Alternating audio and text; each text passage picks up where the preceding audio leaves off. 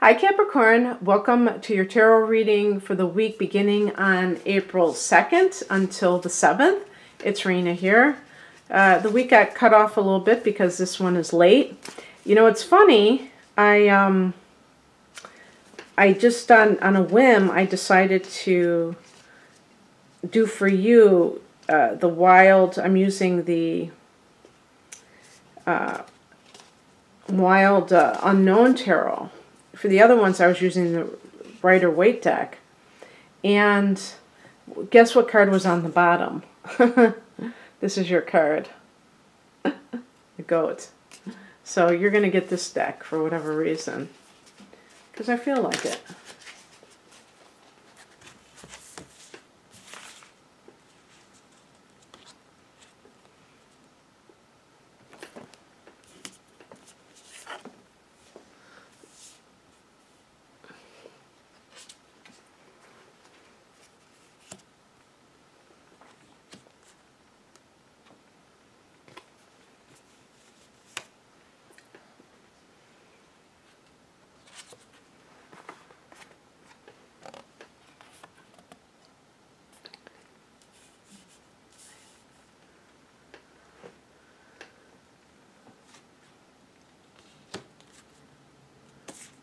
Okay. The only thing about these cards is I have to, they're very, I gotta hold them in a certain way.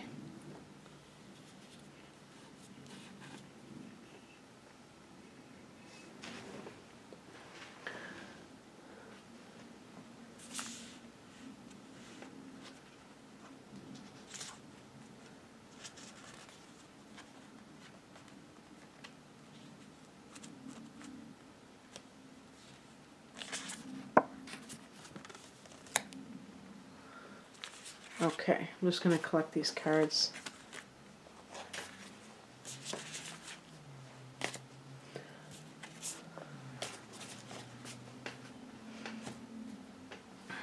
Okay.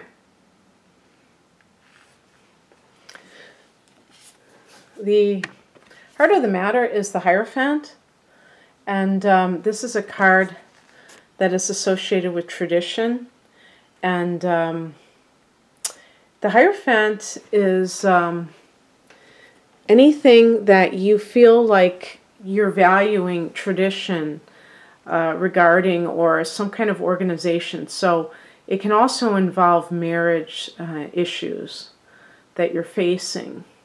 But remember that with marriage, we're not just dealing with the institution of marriage, but we're also sometimes dealing with religious things going on too, where whether or not you decide to stay married is based upon your religious beliefs and all that. So it could be that you want to get out of a marriage, but you feel this sense of like, oh no, it's against the rules of the church. And in the context of work-related matters, it's kind of like working for a corporation, because the Hierophant can involve groups and stuff, and it's like groupthink. Maybe you don't want to participate in that. Now, it's interesting because with Capricorn, there's always that lure of like, oh my gosh, if I quit, then I lose that status. You know, this is a company that's very lofty, or, you know, it has a lot of prestige, or it's, you know, it's known for being quite successful. And then I would be losing that. And yet maybe you don't agree with their way of doing things. And actually, I think Capricorns can be quite moral and not want to participate in that. But then still there's that, you know, feeling of being, of the money being a lure. The challenge is represented by the Three of Swords. So there is this feeling of rejection that may be behind something. Maybe you, in your marriage, for instance, you may have, there may be like 3 parties involved, and you feel that either you don't want to hurt the other person, or you don't want to be hurt. Like, so maybe you are somebody who's fallen in love with a third party, but you're wanting to honor your marriage vows, and you think, how can I do this? And plus you don't want to hurt the other person. The Three of Swords in the upright position can be like just cutting something out, like very decisively, and not letting it drag on. And you may be letting something drag on that you need to just kind of put a stop to, an end to. Could be an affair in certain cases, but you may be the one feeling rejected for sure. You know, there may be, the shoe might be on the other foot where you're the one feeling rejected, and the other party is has done something that has made you feel this sense of not them rejecting you in some way, like in the workplace. Maybe you thought you were going to get a promotion, and maybe you were a team player, and that's what the Hierophant was kind of like symbolizing, and yet you still got this this kind of rejection, or didn't get the promotion, whatever it was. Now, the crux of the situation, the heart of the situation, is represented by the Death card. So what it would be saying is that no matter what the scenario is that I just kind of presented, that it was already dead in the water. So if you cheated on your partner and you feel like terribly guilty that you're going to destroy your marriage, the marriage might have already been dead. Doesn't mean that it's okay to cheat, okay, please. I mean, you know, we have to deal in nuances in life. You know, you can't be too thick about it. You can't be too, like, dense, you know. You have to see the things from a very like open position, because it isn't, life is not black and white. Sometimes things happen that are not wanted, but they happen regardless. That doesn't mean that I'm saying that I condone infidelity. You know, it's too bad I need to say that, but I do. And the same thing applies to work situations, that you may have said, oh gosh, I thought I was going to get the promotion. But in reality, even the job itself, you have kind of disengaged from in some way. You may have been climbing the ladder of success, but at the same time, you may not have had your heart in it.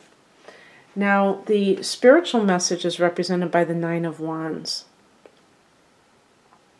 And this is a card of the boundaries that we have in life. And I always say that, and sometimes these can be like boundaries that are too strong, where the person is so cut off from other people that they actually alienate themselves from other people. But in general, what this can mean is that, on the spiritual level, is that you control things more than you know. At the very beginning of a relationship, whether it's in the workplace or in a private, personal relationship, how often do you notice certain things that happen that you don't like? Like somebody says something to you that's really like mean and unnecessary, and you take it and you don't say anything to that person. Whether it's in the workplace because you're afraid it might come like very early on, maybe the first or second day that you're on the job, the boss says something really rude, and you're like, whoa, should I say anything about this, or should I just keep my mouth shut because I'm just starting this job? And you may like kind of talk yourself out of it, but I'll never forget, I was working someplace. It was a retail job, and this woman that I was working with had a day job, so she was only there part-time at night. And, you know, I'm a Sagittarius. She was a Sagittarius too. So, you know, Sagittarians are known for being outspoken.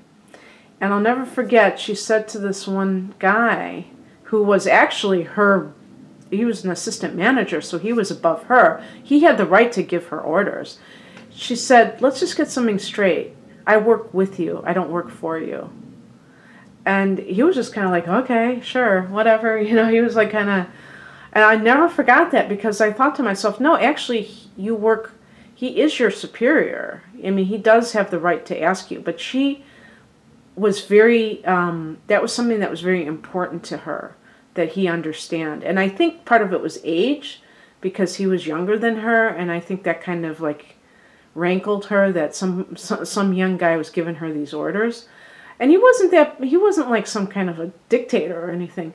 But that might be an extreme case, but I'm talking about that type of mentality where you're being very vigilant and seeing how people treat you, and then you just lay down the law, and you, in a very firm but also polite way, obviously. And same with personal relationships. But what usually happens with people is they tolerate it, and then they tolerate it some more, and that turns into something that's quite negative. The advice is represented by the Two of Wands.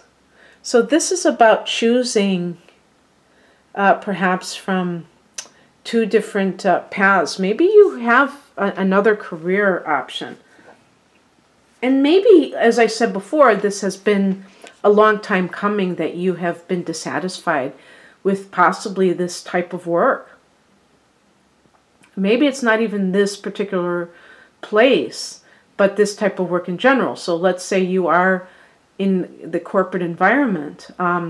You may have an interest in spiritual healing, and which is totally different. I'm actually using that example because there was an energy intuitive channel that I was watching on YouTube, and she said she left the corporate world. And so that surprised me, because what she's doing now is like, you know, being a channel, and it's like, can you be any more different than that environment? But yeah, a lot of people, even Capricorns, they're supposed to be so hard-boiled and practical and not necessarily connected to woo. You may have a calling in the spiritual healing arts or something intuitive, and you feel like trapped in this type of work. But the Hierophant within you, that is all about hierarchies, all about tradition, may say to you, try to talk you out of this and say, oh gosh, you really think you're going to make a living from that? Stick with this. This is a tried and true. You know, you're going to, all you got to do is put in 15 more years, and then you're going to get a nice pension.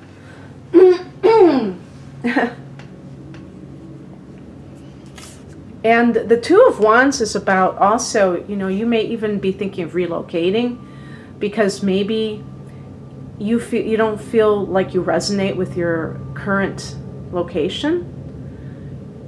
You think that the environment is very, you know, it's holding you back in some way. Maybe that's what you're done with also, is the location.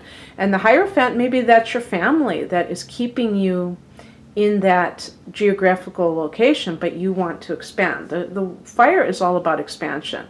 Now with the number 2, there is still something that may be holding you back or creating like a indecision within you.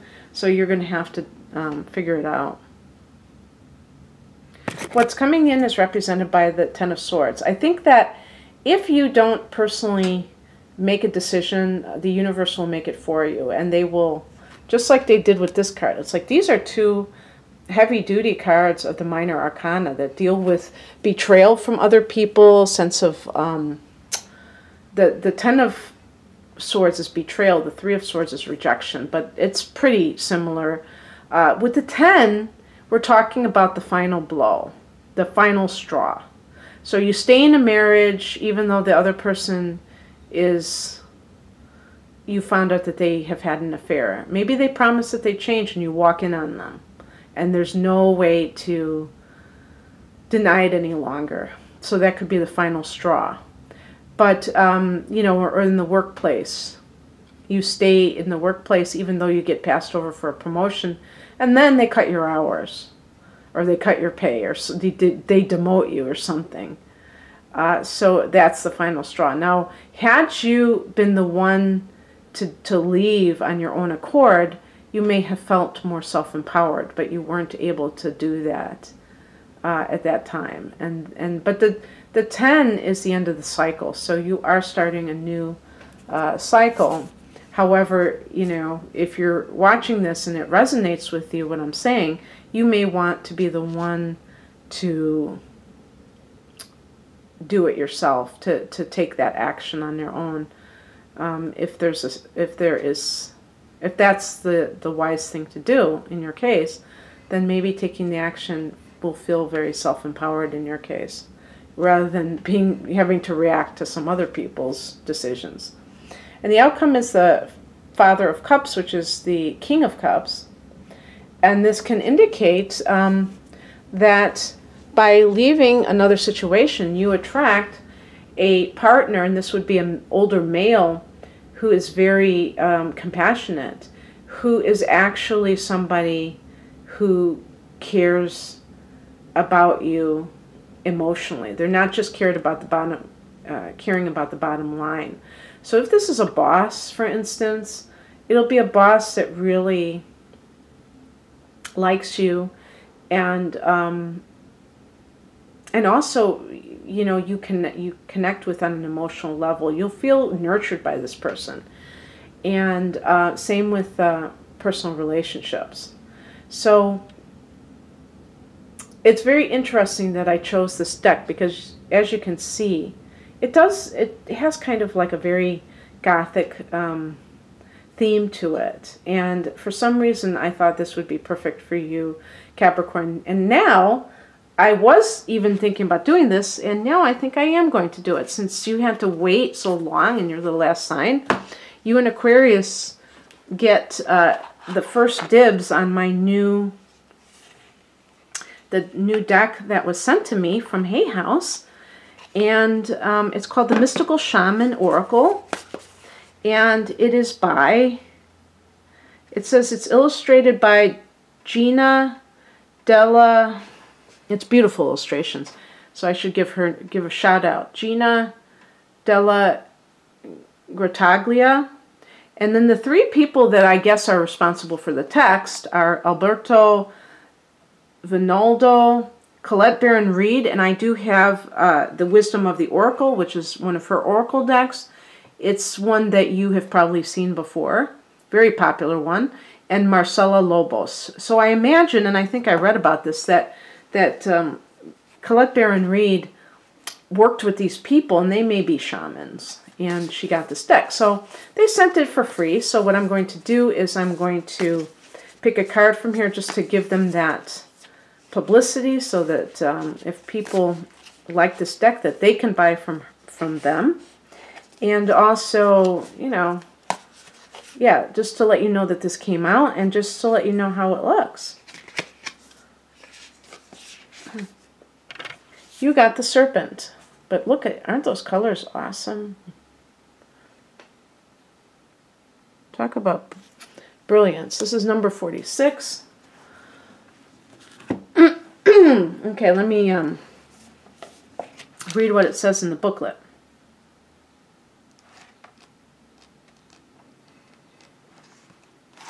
The essence. The serpent is the life force of Mother Earth. The coiled serpent of the Kundalini brings passion, healing, and renewal. I would say, too, enlightenment. She offers us the fruit of the tree of knowledge in the Garden of Eden and reminds us to shed the past the way she sheds her tired old skin. Serpent comes to offer you the forbidden fruit that will set your passion and creativity free. The invitation. The serpent power of the Kundalini is stirring within your chakras, gently asking you to embrace its mystery. Shed the old skin that you have been so attached to and welcome the vulnerable pink underbelly that will bring you a fresh experience of your life. Your passion and sexuality are awakening, and this can be scary. Trust the wisdom of Serpent to transform your sensual energies into beautiful original manifestation. The medicine. When you shed the past gracefully, life will not strip it away with great drama. Instead, that is something you want to avoid.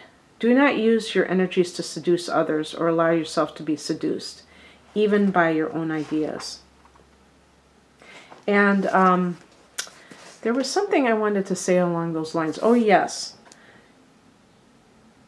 In